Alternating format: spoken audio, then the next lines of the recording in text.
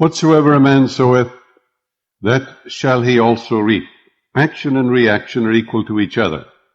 Ella Wheeler Wilcox expressed the above law of mind as follows. Give to the world the best you have, and the best will come back to you. Give love, and love to your heart will flow, as strength in your utmost need. Have faith, and a score of hearts will show their faith in your word and deed. For life is the mirror of king and the beggar. 'Tis just what you are and do. Then give to the world the best you have, and the best will come back to you.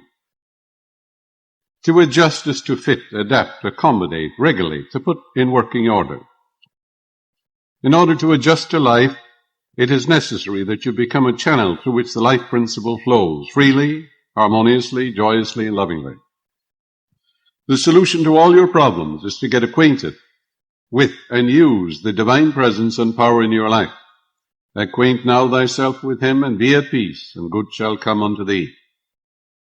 I suggest that each person establish a definite method of working, and that he practice it regularly and systematically every day.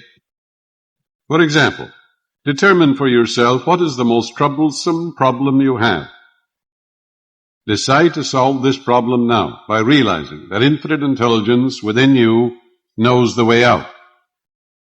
Its nature is to respond to you. It knows only the answer, and the nature of infinite intelligence is responsiveness. That is, your answer is as certain as the rising of the moon tonight. One young man in our audience had experienced a poverty complex for many years and had received no answers to his prayers.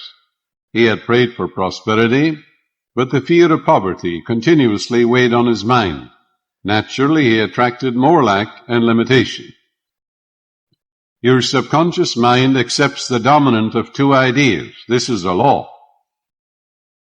After talking with him, he learned to pray as follows. I know there is only one source, the life principle from which all things flow. It created the universe and all things therein contain. I am a focal point of the divine presence. My mind is open and receptive. I am a free-flowing channel for harmony, beauty, guidance, wealth, and the riches of the infinite. I know that wealth, health, prosperity, and success are released from within and appear on the without. I am now in harmony with the infinite supply. And just as I would adjust an instrument in my laboratory, I am now mentally adjusting my focused attention on the eternal source of all blessings. I wish for everyone all the blessings of life. I am open and receptive to God's riches, spiritual, mental, and material, and they flow to me in avalanches of abundance. This young man changed his attitude of mind and focused on divine riches rather than poverty, and made it a special point not to deny what he affirmed. In a month's time, his whole life was transformed. He affirmed the above truths morning and evening for about 10 minutes, knowing that he was actually writing down these truths in his subconscious mind, causing the latter to be activated and to release the hidden treasures. Whatever you impress on your subconscious mind is expressed on the screen of space, and your conscious mind is the pen, P-E-N, the thinker, and what you think and feel comes to pass. Aristotle said, resistance is the cause of every monstrosity. A monstrosity in the body could be a growth, a tumor, or a lesion, or any other abnormal condition. A woman was resenting and hating her ex-husband. In addition, her physician told her she had developed a serious lesion. She was resisting the free flow of the life principle, which flows as harmony, beauty, joy, and love. In other words, the life more abundant. She was blocking the infinite healing presence. She finally realized what she was doing and came to a clear-cut decision to pray as follows. I surrender my husband to the God presence completely. Whenever he comes to my mind, I affirm, God's love fills your mind and heart. Then she adjusted her mind to the infinite healing presence and claimed frequently, "The infinite healing presence which created me from a cell knows all the processes and functions of my body. It knows how to heal, for I am the Lord that healeth thee. And this healing love fills my mind and heart, and I am made whole and perfect." At the end of 3 weeks, she returned for another examination by her doctor, and the lesion had disappeared. Divine love dissolves everything unlike itself.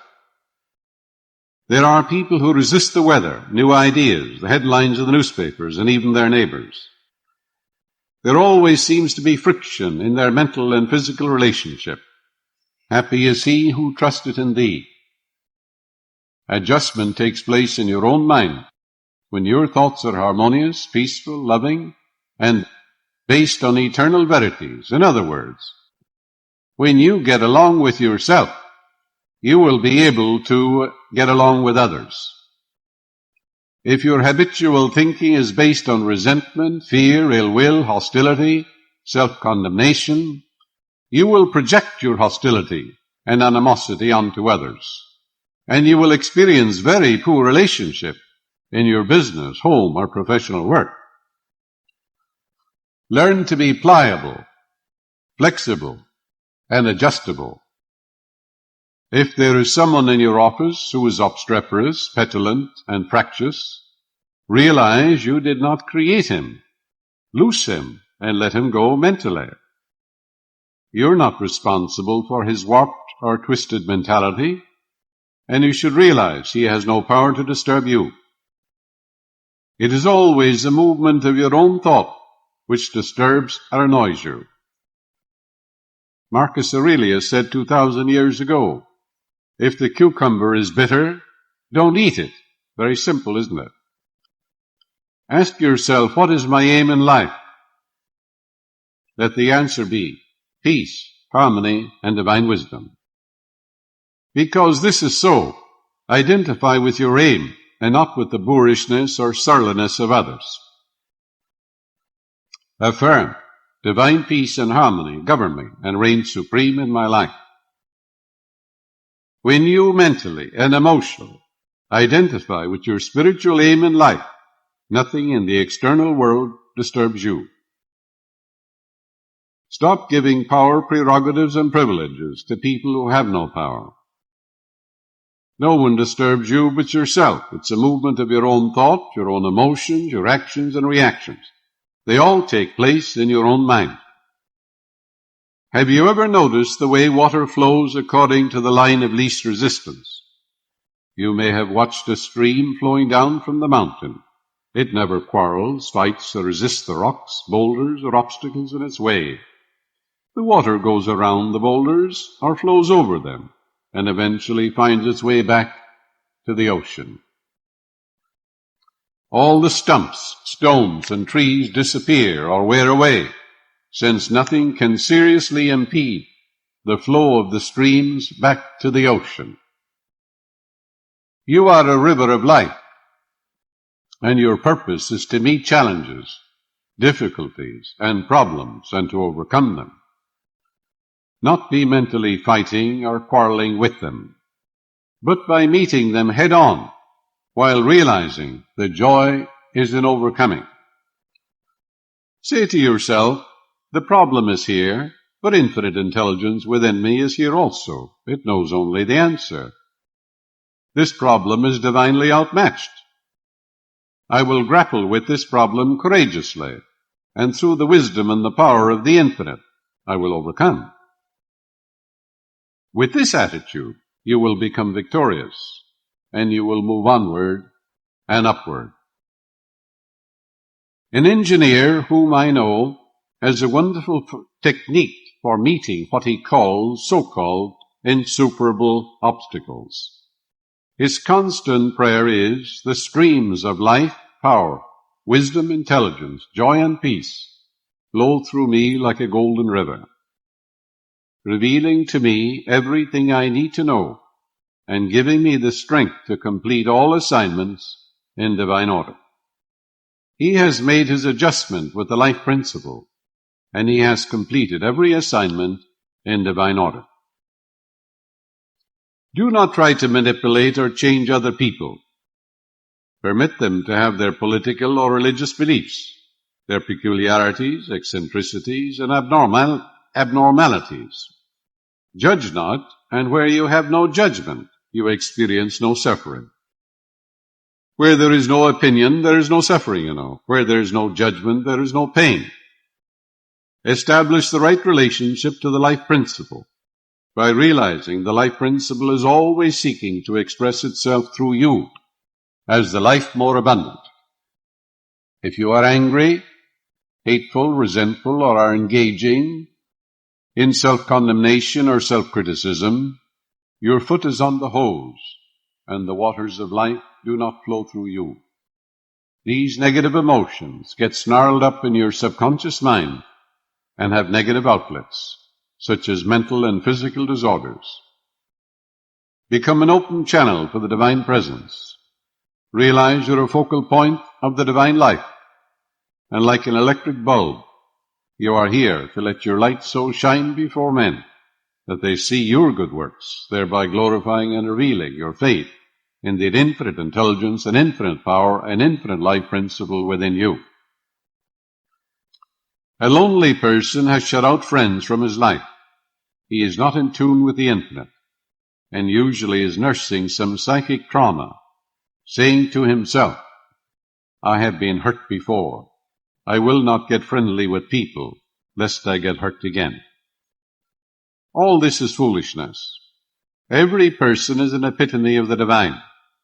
And when you exalt the divinity in the midst of you, and salute the divinity in others, you will automatically radiate friendship, love, and goodwill to all people, and you will never lack for friends. You must be a friend to have a friend. Do you think the others in your office should change and make the adjustment? There is no one to change but yourself.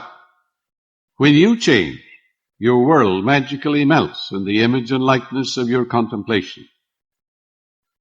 If married, you and your spouse should adjust to each other's peculiarities and idiosyncrasies, overlooking each other's shortcomings, but focusing on and exalting the qualities which endear you one to the other. If you are in tune with the infinite and full of goodwill to all, there will be no friction or excess tension, and you will have no bodily disturbances. A young woman was resisting life by complaining, I am leading a humdrum existence. I am lonesome, frustrated, and I have no friends. I lead a drab, weary existence. She learned that her thought is creative, and that by thinking along these lines, she was compounding her misery, because whatever we give attention to, the subconscious magnifies. After learning something of the laws of life, she reversed her mental attitude and began to affirm frequently and habitually, I am happy, joyous, and free. I am loving, kind, harmonious, and peaceful. I sing the song of praise and joy in the Lord, which is my strength. For the Lord is that lordly power within me, my mind, my spirit, which created me, the invisible part of me. She realized that whatever she attaches to I am, she becomes, which is an age-old Hindu truth. Whatever you attach to I am, you become. You can say, I'm poor, I'm deaf, I'm no good, I'm a flop, I'm a failure. You'll become all these things. On the other hand, you can say, I'm illumined, I'm inspired, I'm successful, I'm happy, joyous, and free. Feel it, believe it. She made a habit of affirming the above wonderful truths. Her whole life was changed from her former so-called drab existence to fullness of life, including marriage to a young dentist, a new home, plus a new perspective and a new insight into the wonders of that infinite life principle within her. Let us have a meditation now. Know that the light dispels darkness, so does the love of the good overcome all evil. Love and hate cannot dwell together. Love casts out fear. Turn the light of the infinite upon all fear or anxious thoughts in your mind, and they flee away. The dawn, the light of truth, appeared,